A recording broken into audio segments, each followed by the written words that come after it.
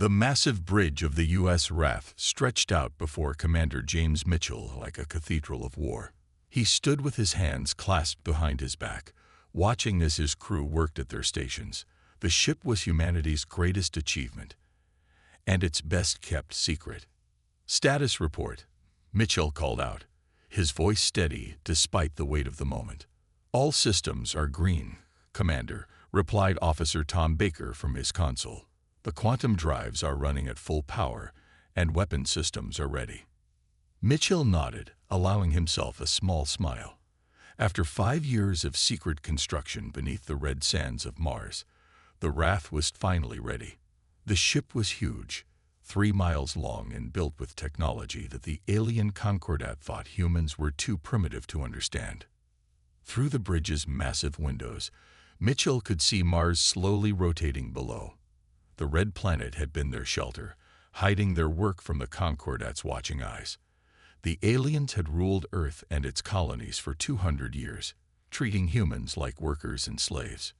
Mitchell touched the scar on his neck, a reminder of the tracking chip the Concordat had forced on him during his years in their mining colonies. He had been just 16 when they took him from Earth to work in the asteroids. Now, at 45, his dark hair was starting to gray, but his blue eyes burned with the same fire that had kept him alive in the mines. "Commander," called Lieutenant Mary Wilson from her station, "we're getting a distress signal from the Europa mining colony. The Concordat is doing another slave roundup." Mitchell's jaw tightened. Every few months, the aliens would gather up human workers and move them to new mines, splitting up families without care. He had lost his own parents that way. "How many Concordat ships at Europa?" he asked. "3 patrol cruisers, sir," Wilson answered. "Standard slave transport configuration." Mitchell turned to face his crew. 50 men and women looked back at him, each wearing the dark blue uniform of the new Human Defense Force. They had all suffered under the Concordat. Now they had the power to fight back.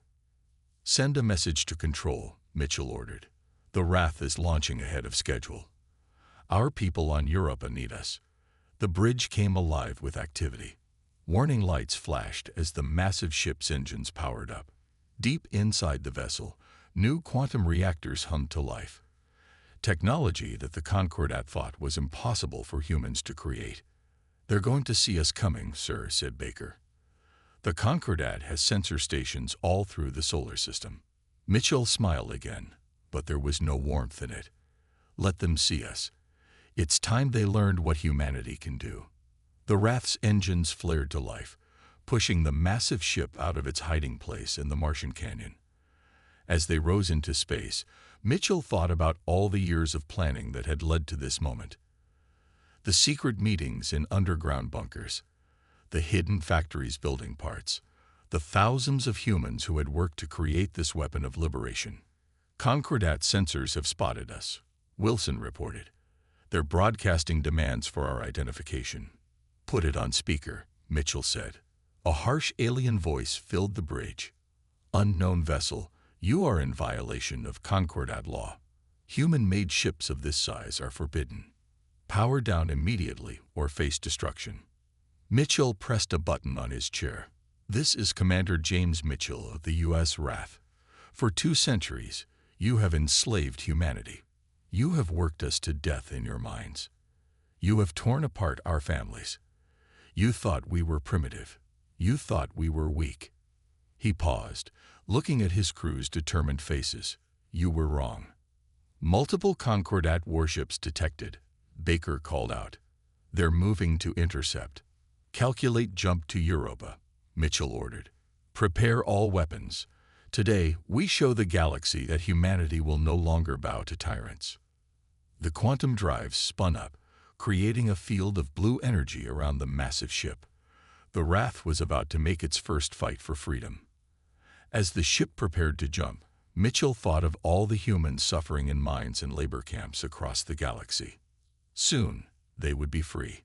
"Jump in 3, 2, 1. The Wrath vanished in a flash of quantum fire, leaving behind a very different solar system than the one humanity had known for 2 centuries. The age of human slavery was about to end.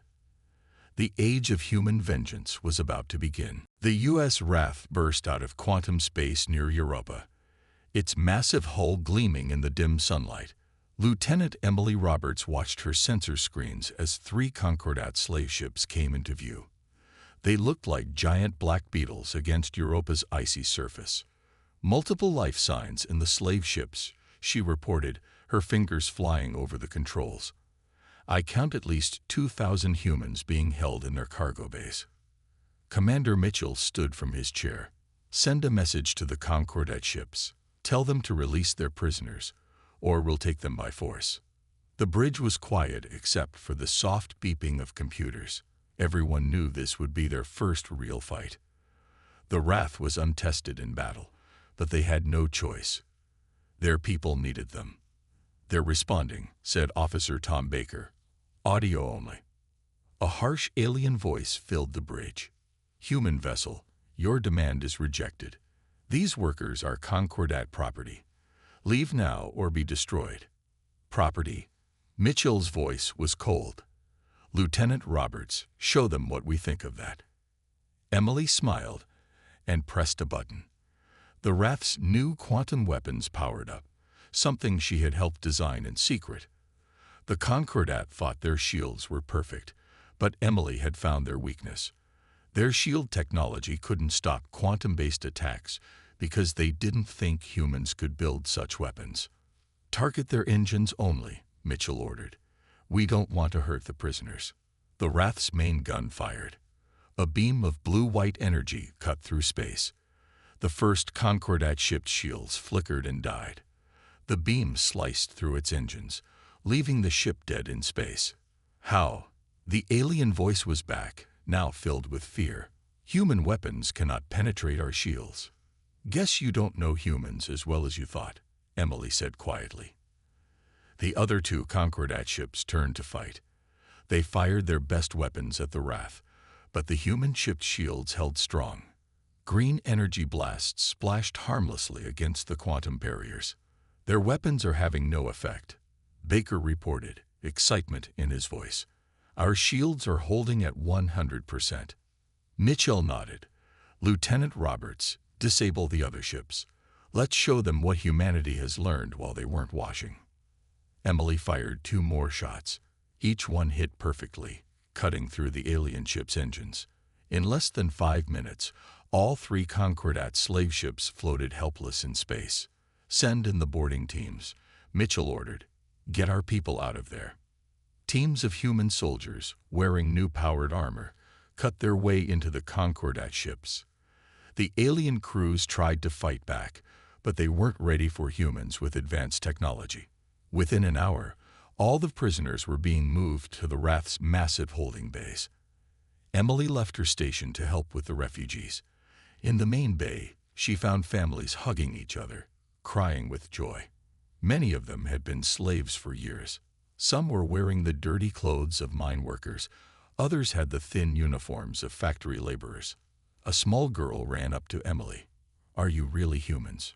she asked. The aliens said humans couldn't build big ships. Emily knelt down beside her.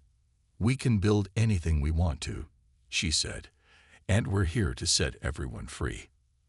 Back on the bridge, Mitchell was recording a message. The RAT's communication system would broadcast it to every human colony in the solar system. "This is Commander James Mitchell of the U.S. RAF. Today, we prove that humanity will no longer accept slavery. The Concordat shields cannot stop us. Their weapons cannot hurt us. If you are holding human slaves, release them now. If you resist, we will free them by force."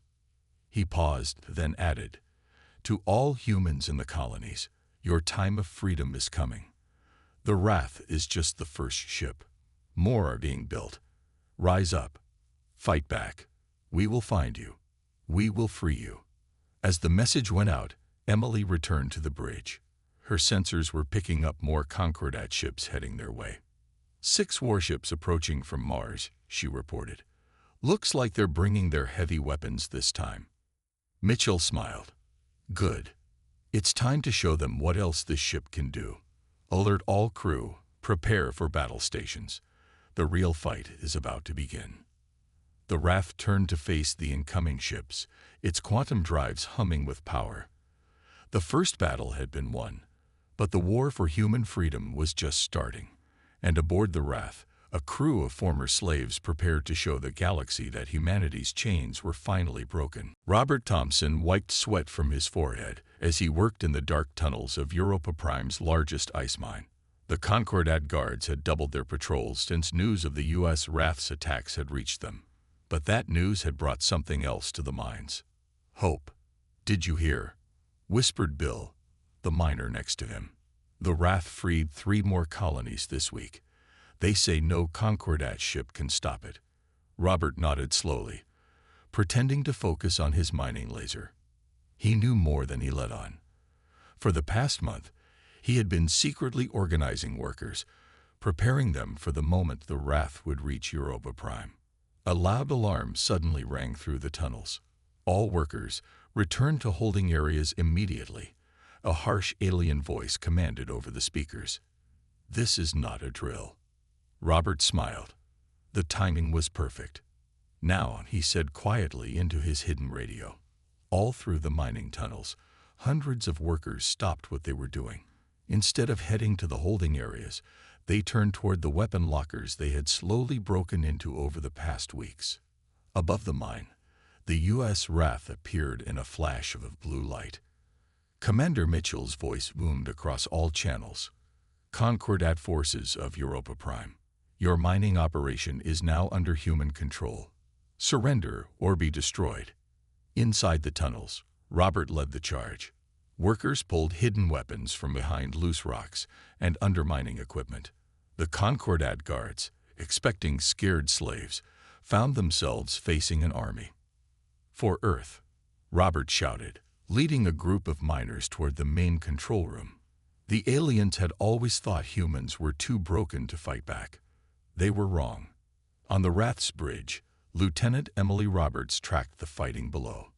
"The miners are taking control of the lower levels," she reported. "Concordat forces are falling back." Commander Mitchell watched the battle displays with pride. "Send in our dropships. Let's help our people finish this." Huge doors opened in the Wrath's sides. Combat ships flew out, carrying human soldiers in powered armor. They landed at key points around the mine complex, cutting off the aliens' escape routes. Robert and his miners fought their way up through the levels. Years of anger powered their charge. These tunnels had been their prison. Now they would be their victory. "Main control room ahead," Robert called to his people. "Remember, stun weapons only. We're better than them. We don't need to kill." The control room doors burst open. The alien commanders inside found themselves surrounded by their former slaves. Robert stepped forward, pointing his stolen Concordat rifle at the lead alien. 200 years, Robert said clearly. "That's how long you kept us here. Mining your ice, dying in your tunnels. Today it ends." Above the mine, the Wrath's quantum guns had destroyed the orbital defenses. Concordat ships burned in space, their mighty shields useless against human weapons. The aliens had thought their technology was unbeatable. They never expected humans to understand quantum science. Emily's voice came over Robert's radio. "All Concordat forces in the mine complex have surrendered. Europa Prime is under human control." Cheers erupted through the tunnels. Families separated by the alien work system found each other. Children hugged parents they hadn't seen in months. In the holding areas, miners broke open the lock controls, freeing everyone. Commander Mitchell landed in the main courtyard to meet the resistance leaders. Robert stood proudly with his miners as the Wrath's commander approached. "You did well," Mitchell said, shaking Robert's hand. "Your people fought bravely." Robert looked around at his fellow miners. "We just needed a chance. The Wrath gave us that chance.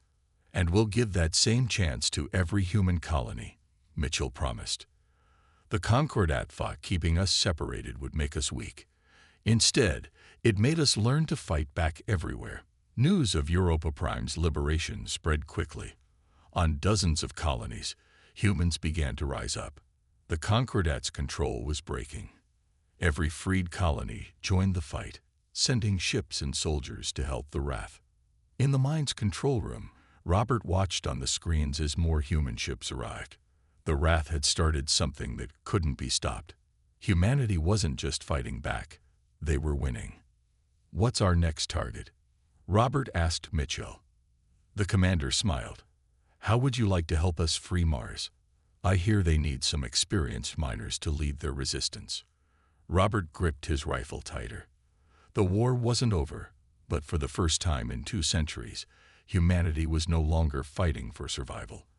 They were fighting for victory. And the galaxy was learning just how dangerous free humans could be. The U.S. Wrath's warning alarms blared through every deck. Lieutenant Emily Roberts stared at her sensor screen in disbelief.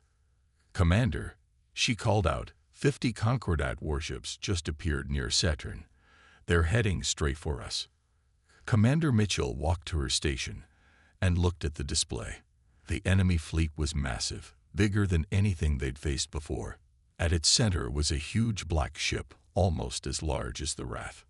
"Message coming in," Officer Baker announced. It's from Admiral Michael Anderson." The bridge went quiet. Everyone knew that name. Michael Anderson had been a human fleet commander 2 decades ago, before he betrayed Earth and joined the Concordat. He knew how humans fought, how they fought. "Put him on screen," Mitchell ordered. The main display lit up with Anderson's face. He looked mostly human, but silver Concordat implants covered parts of his head. His eyes were cold. "Hello, James," Anderson said with a smile that didn't reach his eyes. "Your little rebellion ends today." Mitchell stood straight, hands behind his back. "Why did you do it, Michael? Why turn against your own people?" "Because humanity is weak," Anderson replied. "The Concordat is power. I chose the winning side." He leaned forward. "Surrender now, and I'll make your deaths quick." Mitchell cut the transmission. "All hands to battle stations. Emily, what are our chances?" Emily ran the numbers quickly. "Their ships have been upgraded. Anderson knows our tactics. But," she smiled, "he doesn't know about our latest modifications." "Exactly." Mitchell returned to his chair. "Send word to the mining colonies. Tell them to activate their defense systems. Then prepare our trap." The Wrath turned to face the incoming fleet. Its quantum drives hummed as power built up in its weapons. The ship had been designed to fight multiple enemies, but 50 ships would be its greatest test. Anderson's fleet opened fire first. Hundreds of energy beams struck the Wrath's shields. The massive ship shook, but held firm. "Shields at 85%, Baker reported. "They're stronger than before." "Show them our new tricks," Mitchell commanded. "Emily, activate the quantum splitter." Emily pressed several buttons. The Wrath's main gun fired, but instead of one beam, it split into 10. Each beam struck a different enemy ship. 3 exploded immediately, their shields useless against the new weapon. Anderson's voice came over the radio again, angry now. "What? How did you? That's impossible." "That's human engineering," Emily said quietly, firing another spread. The battle raged around Saturn's rings. The Wrath spun and dove, its quantum weapons blazing. More enemy ships fell, but Anderson's flagship pressed forward, launching waves of fighters. "Their fighters are targeting our engines," Emily reported. "Traditional defense grid isn't stopping them all." Mitchell smiled. "Activate the point defense AIs." Small ports opened all over the Wrath's hull. Hundreds of tiny drones flew out, each controlled by a smart computer. They chased down the enemy fighters, protecting their mothership. Anderson's fleet split up, trying to surround the Wrath. But Mitchell had expected this. "Signal the mines now." All through Saturn's rings, hidden weapons platforms came to life. The fleeing humans had left them there, waiting for this moment. They opened fire on the Concordat ships from behind. "Anderson's fleet is trapped between us and the platforms," Emily reported happily. 15 of their ships are already destroyed. On the main screen, they could see Anderson's flagship turning to run. The great traitor had finally met human engineering he couldn't beat. "Don't let him escape," Mitchell ordered. "Emily, full power to main gun. Let's end this." The Wrath's quantum drives poured power into its weapons. The main gun fired one massive beam, bigger than any before. It cut through space like a blade of light. Anderson had time for one last transmission. "How? We kept you primitive. You couldn't have built." His words cut off as the beam struck his ship. The mighty flagship cracked in half, secondary explosions tearing it apart. "Admiral Anderson's ship is destroyed," Emily announced. "The rest of the fleet is retreating." Cheers filled the Wrath's bridge. They had faced humanity's greatest traitor and won. The Concordat's best fleet was broken. Mitchell watched the enemy ships flee. "Send word to all colonies. Tell them what happened here. Tell them that even the traitor Anderson couldn't stop humanity's freedom." As the news spread, more human colonies rose up. The Concordat had lost their greatest commander, and with him, their best chance to stop the rebellion. Emily looked at her sensor readings of the destroyed flagship. "They really thought they could keep us down forever, didn't they?" "That was their biggest mistake," Mitchell replied. "They never understood that humans don't stay down. We always get back up. We always fight back." The Wrath moved away from Saturn, leaving the wreckage of Anderson's fleet behind. The war wasn't over, but humanity had just won its biggest victory yet, and there would be more victories to come. Lisa Parker walked through the captured Concordat research base on Mars, her footsteps echoing in the empty halls. As head of human intelligence, she had seen many alien facilities, but this one was different. This one held secrets. "Over here," called Lieutenant Emily Roberts from a nearby room. "You need to see this." Lisa entered what looked like a laboratory. The walls were lined with screens showing human brain scans. In the center sat strange machines with chairs that had restraints on them. "What is all this?" Commander Mitchell asked, joining them in the lab. He had come down from the Wrath as soon as Lisa reported finding something important. Emily pointed to the alien writing on the screens. "I've translated it. They weren't just using us for mining and labor." Her hand shook as she read more. "They were stealing our ideas, our creativity. They were taking them right from our minds." Lisa moved closer to the screens. Years of studying the Concordat hadn't prepared her for this. "How long?" she asked. 200 years, Emily replied. "Ever since they conquered Earth. The Concordat. They can't innovate like humans can. They can't imagine new things easily. So they built these machines to steal human creativity." Mitchell touched one of the chairs, his face angry. "Every time they found a human who thought differently, who came up with new ideas, they brought them here," Lisa finished, "stripped their minds of creativity, then sent them back to the mines. That's why they kept us primitive. Not because they were afraid we'd rebel, but because they were using us like a farm," Emily said, "harvesting our ideas to power their empire." Lisa quickly connected to the base's computer system. As she dug deeper, she found more proof. The Concordat had built their whole society on stolen human thoughts. Their ships, their weapons, even their shield technology, all taken from human minds. "Send this to every colony," Mitchell ordered. "Not just human ones. Every species in the galaxy needs to see this." Lisa worked fast, broadcasting the proof across all channels. Soon, responses started coming in. Other alien races had suffered the same fate. The Concordat had been stealing creativity from dozens of species. "Commander," Officer Baker's voice came through their radios. "We're picking up transmissions from all over. The Draxians have turned against the Concordat. The Vel Empire, too. Everyone they enslaved is fighting back." Lisa smiled. This was bigger than just human freedom now. "The Concordat didn't just make enemies of humans," she said. "They made enemies of everyone." Emily's tablet beeped with new information. "More ships are jumping into the system, but they're not Concordat vessels."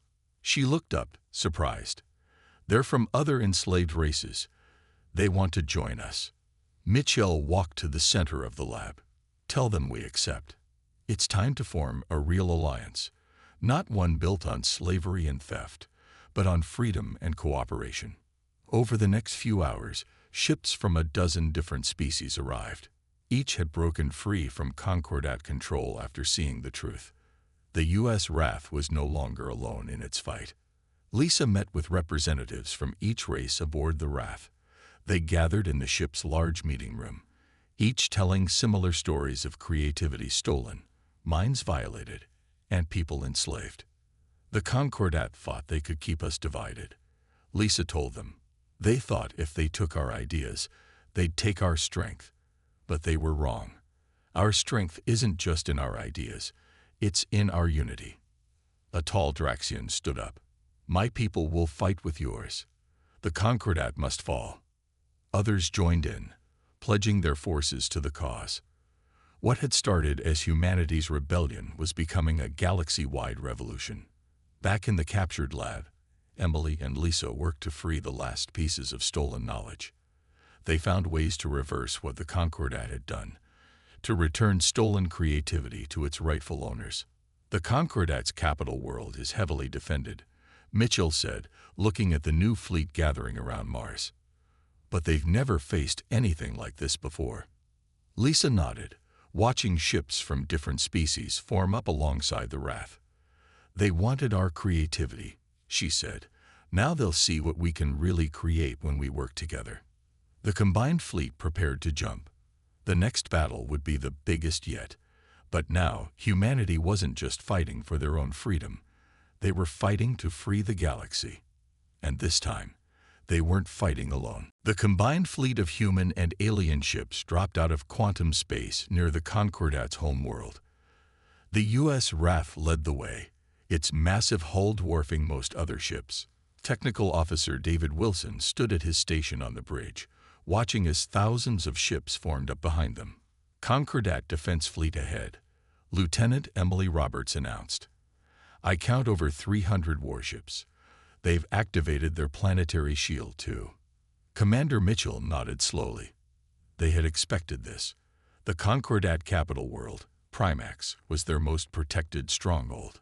Its shields were supposedly unbreakable. All ships report ready, Lisa Parker said from her command station. The Allied fleet spread out in attack formation, human ships next to Draxian cruisers, Vel battleships alongside smaller craft from a dozen other freed races. The Concordat is broadcasting, Officer Baker called out. On the main screen, a high-ranking alien appeared. Unlike before, it looked scared. This is your final warning, the alien said.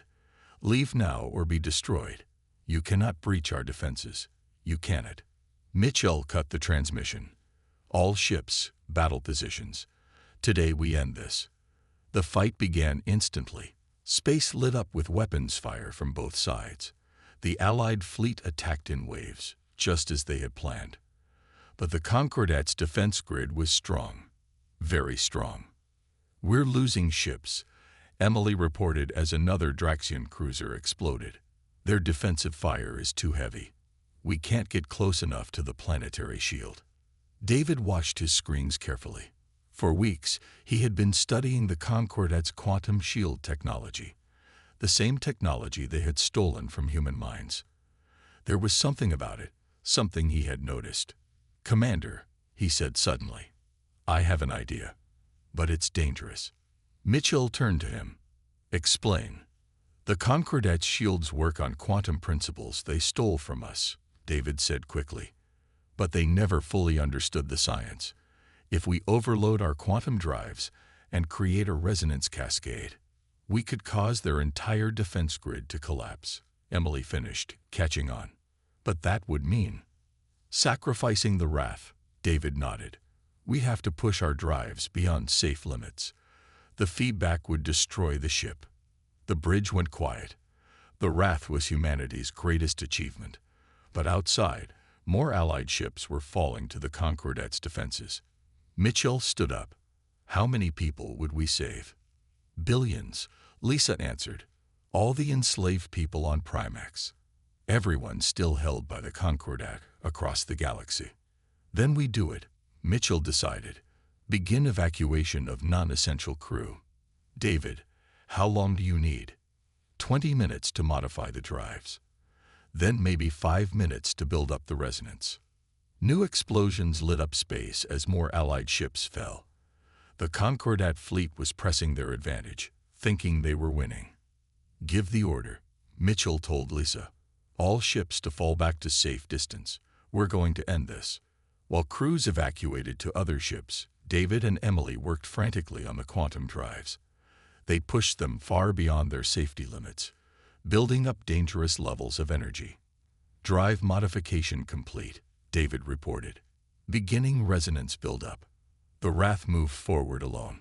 Its hull creaked as the quantum drives reached critical levels. On the bridge, the skeleton crew watched their screens turn red with warnings. Concordat ships are moving to intercept, Emily said. They don't know what we're doing. Mitchell gripped his chair. All power to forward shields. Get us as close to their defense grid as possible. The Wrath pushed forward, taking heavy fire. Its shields flickered but held. They needed to get closer, just a little closer. Quantum resonance at maximum, David called out. We have to release it now. All hands brace for impact, Mitchell ordered. David, do it. David pressed the final command. The Wrath's quantum drives released all their energy at once, creating a wave of quantum disruption. The wave hit the Concordat's defense grid and began to multiply. It's working, Emily shouted as the alien shields started to fail. Their whole network is collapsing. All hands abandon ship, Mitchell ordered. Get to the escape pods. The Wrath's hull began to break apart as its own quantum field collapsed. But around them, the mighty defenses of Primax were falling. The Concordat's unbreakable shield shattered like glass. Through the chaos, Lisa's voice came over the radio. The shields are down. All ships, begin the attack. The Concordat ends today. As the crew raced for escape pods, they could see the Allied fleet charging forward. The Wrath had given them their chance. The greatest human ship would die, but it would die bringing freedom to the galaxy. 3 months after the Battle of Primax, Commander James Mitchell stood in the new Global Assembly Hall on Earth.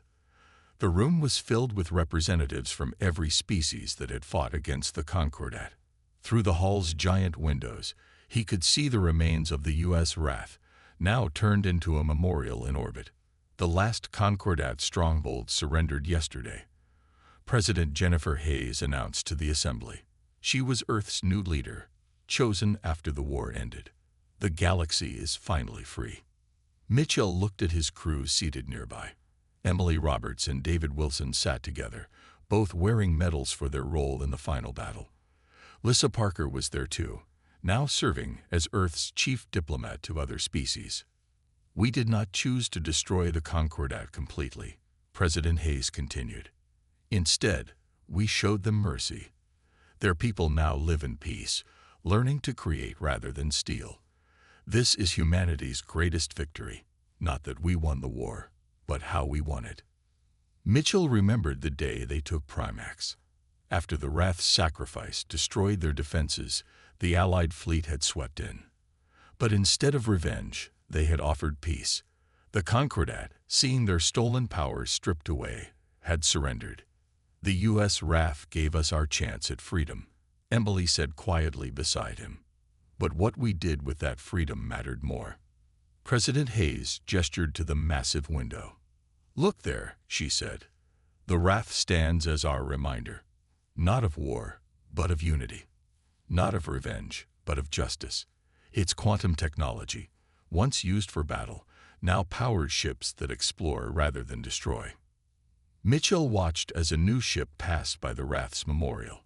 It was the first of Earth's new Explorer-class vessels, built with help from their alien allies. Its mission was to seek out new worlds, new civilizations, not to conquer them. The Concordat thought they could steal creativity, Lisa added, joining them at the window. They never understood that true creativity comes from working together, from sharing ideas freely. Around the assembly hall, humans and aliens mixed freely. Draxian scientists discussed projects with human engineers. Vel artists shared their works with Earth's creators. What the Concordat had tried to take by force now flowed naturally between free peoples. David pointed to another new ship passing by. "That's one of the medical vessels we designed with the Draxians," he said proudly. "It's heading to the outer colonies tomorrow, going to help people the Concordat hurt." President Hayes called Mitchell to the podium. He walked up slowly, remembering all the battles, all the friends lost, but also remembering the victories, the people freed, the world saved. "Commander Mitchell," Hayes said formally, "you led humanity's greatest ship into our hardest battle. What would you say to the galaxy now?" Mitchell looked out at the assembled species, humans, Draxians, Vel, and even reformed Concordat members, all waiting to hear his words. "The Wrath was built for war," he began. "But its greatest victory wasn't in battle. Its greatest victory was bringing us all together. The Concordat thought different species had to fight each other, had to steal from each other. We proved them wrong." He gestured to the ships flying past. "Look at what we've built together in just 3 months. Hospitals instead of warships, schools instead of prisons. The Wrath fought so we could have this chance. Now we honor its sacrifice not by remembering the war, but by building peace." After the ceremony, Mitchell walked with his old crew through Earth's rebuilt streets. The planet had changed since the war ended. Alien architecture mixed with human buildings. People from across the galaxy walked together, traded together, created together. "Hard to believe it's only been 3 months," Emily said, watching a group of alien children playing with human kids in a park. "The galaxy was ready for change," Lisa replied. "The Concordat just held everyone back. Once they fell, all this was natural." Mitchell stopped at a viewpoint overlooking the city. The sun was setting, painting the sky in beautiful colors. Above, the Wrath's memorial caught the last rays of light. "What's next, Commander?" David asked. Mitchell smiled. "We keep building, keep exploring, keep creating." He looked at his crew, his friends. The Wrath fought for freedom. Now we get to show the galaxy what freedom really means. As night fell on Earth, lights came on across the city. Human lights mixed with alien designs, creating something new and beautiful. Something that could only exist because different species worked together freely. The war was over. The age of peace had begun. And the galaxy would never be the same.